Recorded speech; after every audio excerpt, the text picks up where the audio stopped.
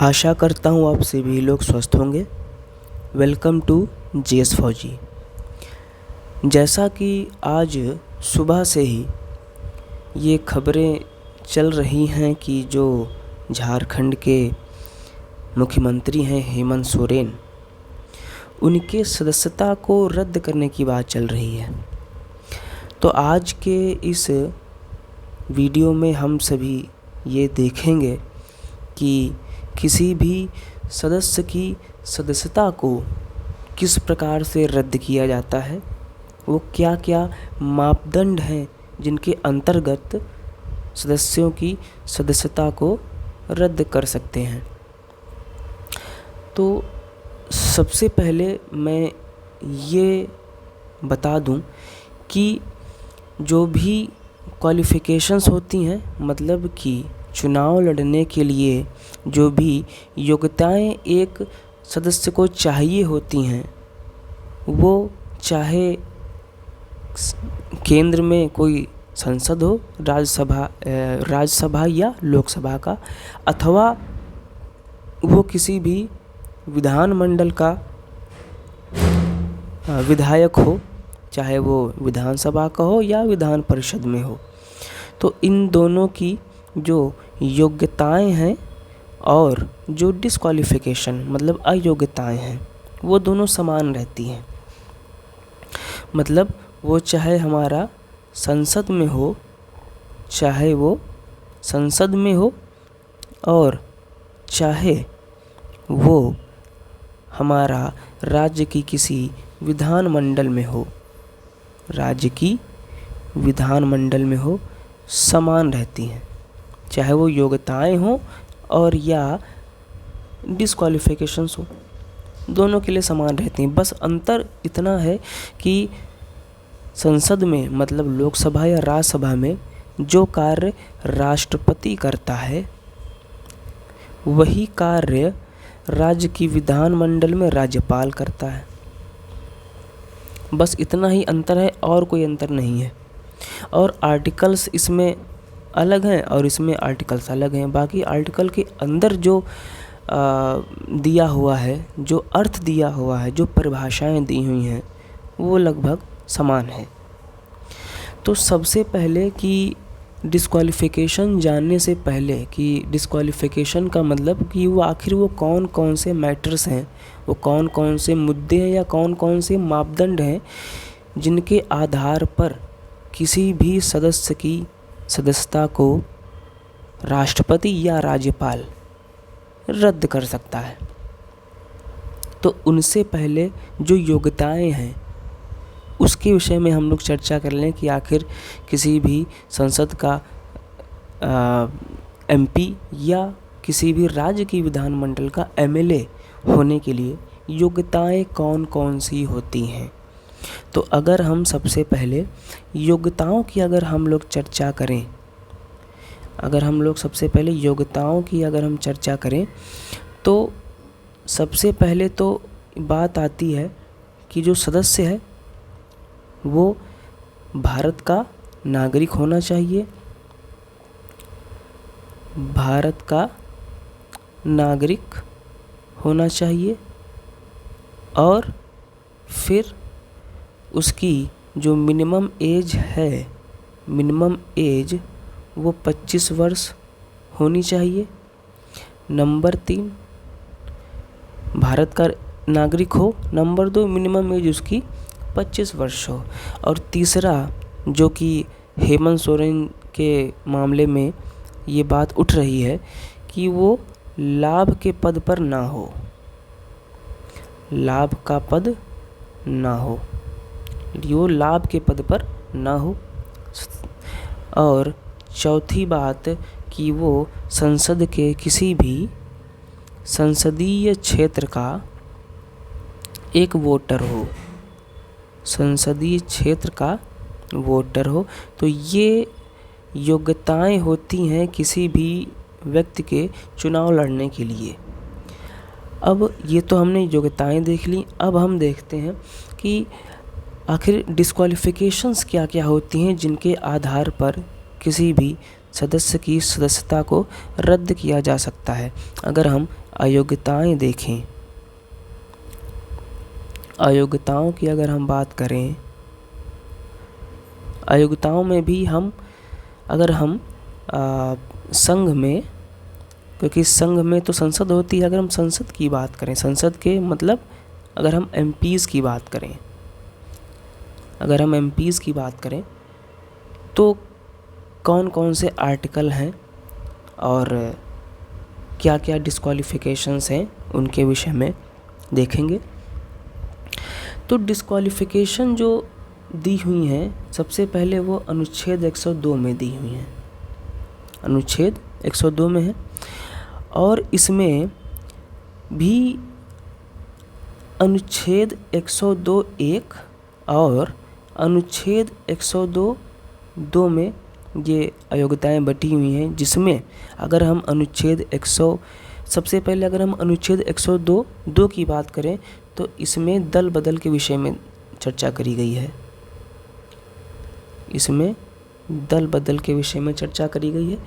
और 102(1) की अगर बात करें तो यहाँ पर निम्नलिखित अयोग्यताएं हैं। जैसे नंबर 1, अगर कोई सदस्य लाभ के पद पर अगर है, अगर कोई सदस्य लाभ के पद पर है तो उसकी सदस्यता को रद्द किया जा सकता है। अगर वो दिवालिया घोषित हो, अगर वो दिवालिया घोषित हो तो वो अयोग्यता उसकी सिद्ध होती है, उसे अयोग्य घोषित किया जा सकता है। या वो मानसिक रूप से विकृत हो, वो सदस्य मानसिक रूप से विकृत हो तो उसे अयोग्य घोषित किया जा सकता है। या उसके पास वो या तो भाई अपने भारत का नागरिक ना हो, या उसने स्वेच्छा से विदेश की नागरिकता ले रखी हो, स्वेच्छा से किसी भी विदेश की नागरिकता अगर उसने ले रखी है तो इस विषय में भी उस सदस्य की सदस्यता को रद्द किया जा सकता है। और इसके अलावा एक पॉइंट और यहाँ पर आता है कि इन सभी के अलावा भी अगर कुछ ऐसे मैटर हैं जो किसी भी सदस्य की अयोग्यता को साबित करते हैं तो वो जनप्रतिनिधि कानून 1951 में वर्णित है। जनप्रतिनिधि कानून 1951 में वर्णित अगर किन्हीं भी मुद्दों से अगर ये सिद्ध होता है, जनप्रतिनिधि कानून में वर्णित किन्हीं भी बिंदुओं से या किन्हीं भी मापदंडों पर ये सिद्ध होता है कि वो सदस्य अयोग्य है तो उसकी सदस्यता को रद्द किया जा सकता है। तो ये हो गए अयोग्यता। यहीं पर ये तो संसद की बात हो गई जो हम केंद्र में है, और इसके साथ ही साथ एक आर्टिकल ये भी आता है, आर्टिकल 102 के बाद एक आर्टिकल है 103। 102 में उन सभी मापदंडों का वर्णन है जिनके आधार पर किसी भी सदस्य की सदस्यता को रद्द कर सकते हैं। और आर्टिकल 103 में ये वर्णित है कि अगर किसी भी सदस्य की सदस्यता को रद्द करने सिद्ध होता है कि ये रद्द किया जा सकता है इसकी सदस्यता को, तो उस पर निर्णय लेने का कार्य, उसकी सदस्यता को रद्द करने का कार्य वो राष्ट्रपति करेगा। केंद्र की मैं बात कर रहा हूँ 103 आर्टिकल में। इसके अनुसार जो राष्ट्रपति है, राष्ट्रपति वो चुनाव आयोग की सलाह पर, चुनाव आयोग की सलाह पर, चुनाव आयोग की सलाह पर किसी भी सदस्य, कोई भी सदस्य हो,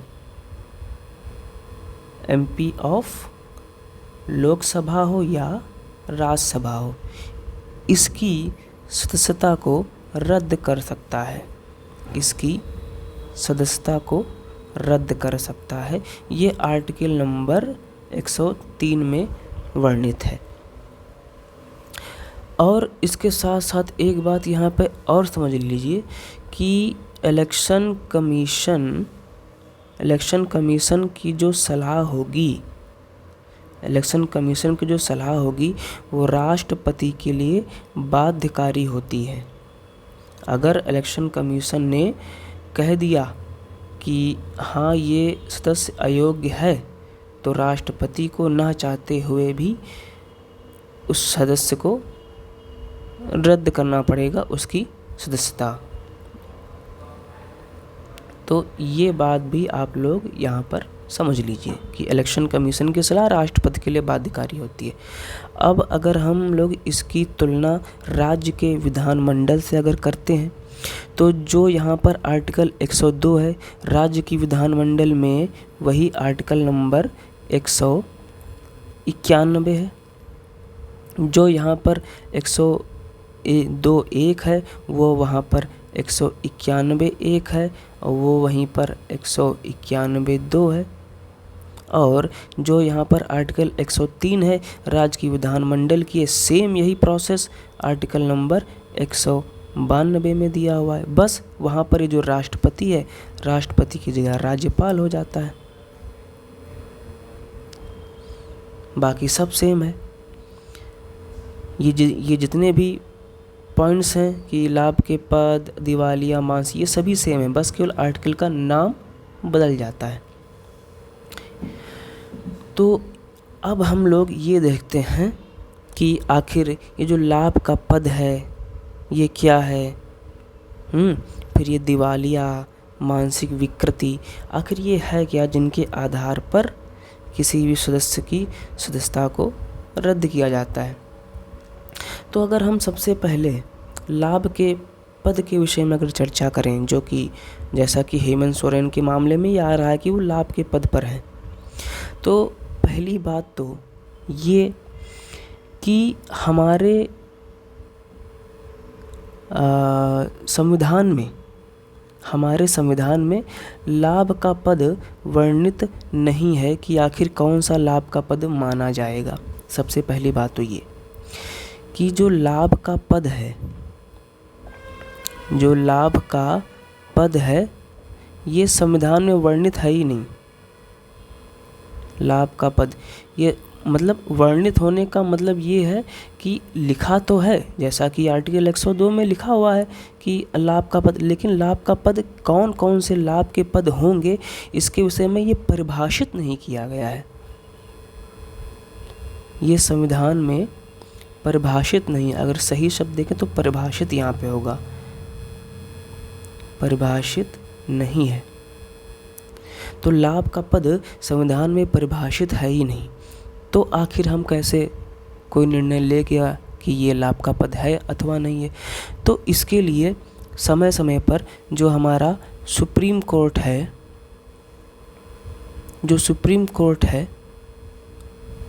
उसने समय समय पर इसे परिभाषित किया है। जैसे जैसे सुप्रीम कोर्ट के सामने लाभ के पद को लेकर के मैटर आते रहे हैं, जो है ये मामले आते रहे, तो उसने लाभ के पद को डिस्क्राइब भी किया है। तो सुप्रीम कोर्ट का काम है वो लाभ के पद को परिभाषित करना।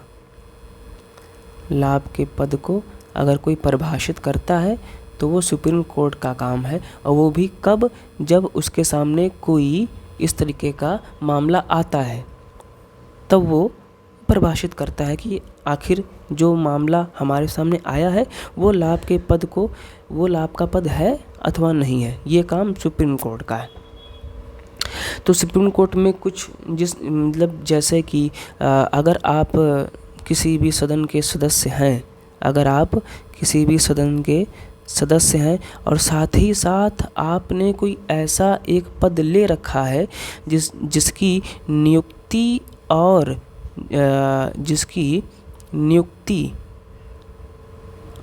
रिमूवल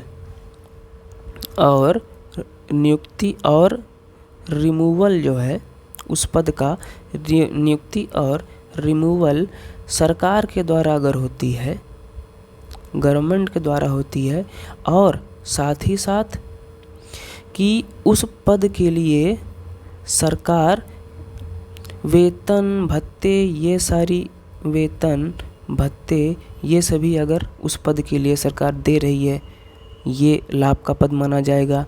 अगर कोई पद ऐसा है कि जिसकी नियुक्ति और रिमूवल सरकार कर रही है तो वो लाभ का पद माना जाएगा।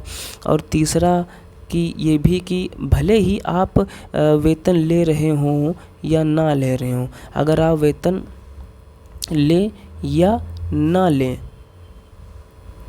लेकिन फिर भी अगर वो नियुक्ति और रिमूवल सरकार के द्वारा हो रहा है तो वो भी लाभ का पद माना जाएगा, आप वेतन ले या ना ले। और क्या कि अगर किसी पद के लिए सरकार उस पद के लिए खर्चे कर रही है, सरकारी खर्च कर रही है, तो वो लाभ का पद माना जाएगा। तो इस प्रकार से ये सारी, और जैसा कि बताया कि जो भी मामले आते जाते हैं सुप्रीम कोर्ट के सामने, तो उस हिसाब से वो समय समय पर लाभ के पद को परिभाषित करती रहती है। तो ये लाभ के पद हैं।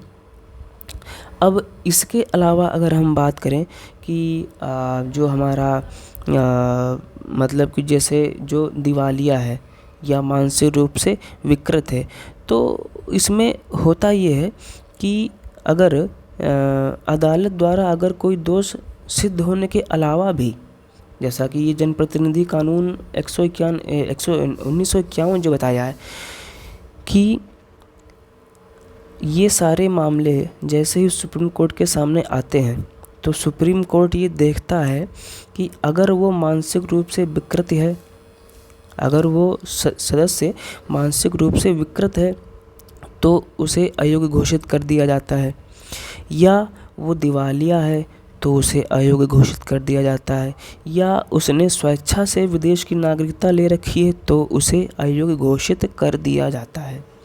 इसके अलावा भी जैसा कि मैंने बताया कि कुछ ये जो जनप्रतिनिधि कानून है 1951, इसमें भी कुछ मानदंड उल्लेखित हैं, लिखे हुए हैं, जिनके आधार पर सदस्यों की सदस्यता को रद्द किया जा सकता है। तो वो कौन कौन से ऐसे मानदंड हैं, तो उसके विषय में अगर हम सभी लोग चर्चा करें कि ये जो जनप्रतिनिधि कानून है, अगर ये हम देखें कि ये जो जनप्रतिनिधि कानून है, इसमें कौन कौन से इस प्रकार से मानदंड लिखे हुए हैं जिनके आधार पर किसी भी सदस्य को अयोग्य घोषित किया जा सकता है, तो वो नंबर 1 है कि उसने किसी भी प्रकार का चुनावी अपराध किया हो। चुनावी अपराध किया हो। चुनावी अपराध का अर्थात ये है कि उसने भाई बूथ कैप्चरिंग कर ली हो, या इलेक्शन कमीशन की जो शर्तें हैं उन्हें ना स्वीकार किया हो, ना माना गया हो। तो इस प्रकार से जो चुनावी अपराध हैं वो। और दूसरा ये है कि अगर उसे 2 साल की या इससे अधिक सज़ा हो गई हो, 2 साल की या अधिक अगर उसे सज़ा हो गई हो, तो इस मामले में भी उस सदस्य को अयोग्य घोषित किया जा सकता है। और तीसरा पॉइंट हम ये बता सकते हैं कि भ्रष्टाचार के कारण भी, भ्रष्टाचार के कारण अगर जो गवर्नमेंट ऑफिस से अगर उसे डिसमिस कर दिया जाए, भ्रष्टाचार के कारण अगर उसे डिसमिस कर दिया जाए तो भी उसे अयोग्य घोषित करके सदस्यता को रद्द किया जा सकता है। ये जनप्रतिनिधि कानून 1991 में वर्णित है। तो इस प्रकार से ये जो है वो कुछ मानदंड हैं जिनके आधार पर किसी भी सदस्य को अयोग्य घोषित कर सकते हैं। और दोनों में, चाहे वो लोकसभा हो या राज्यसभा के जो एमपीज़ होते हैं, या किसी भी राज्य की विधानमंडल के जो विधायक होते हैं, एमएलए होते हैं, जो मामले हैं जो अयोग्यताएं और योग्यताएं वो दोनों में कॉमन है, बस केवल अंतर यही है कि केंद्र में मतलब संसद में जो आर्टिकल 102 है वही राज्य की विधानमंडल में 191 हो जाता है, और जो 102(1) है वही यहाँ पर 191(1), और जो 102 है 2 का वो 191(2), और जो 103 है वो राज्य में 192 हो जाता है। और जैसा कि राष्ट्रपति यहाँ पर चुनाव आयोग की सलाह से एमपीज और लोकसभा राज्यसभा की सदस्यता को रद्द कर सकता है, वैसे ही जो राज्य की बात करें तो 191 के अनुसार जो राज्यपाल है वो चुनाव आयोग की सलाह पर MLA of legislative assembly and legislative council इनकी सदस्यता को रद्द कर सकता है। तो ये बात हो गई। तो उम्मीद करता हूँ आप लोग को ये समझ में आया होगा, और यहाँ से प्रश्न भी बन जाते हैं अगर आप पढ़ते हैं, किसी भी एग्ज़ाम की तैयारी करते हैं। तो अगर आप लोगों ने चैनल को सब्सक्राइब नहीं किया तो प्लीज़ पहले चैनल को सब्सक्राइब कर लीजिएगा। वीडियो अच्छा लगा तो लाइक करिएगा, शेयर करिएगा। थैंक यू, धन्यवाद।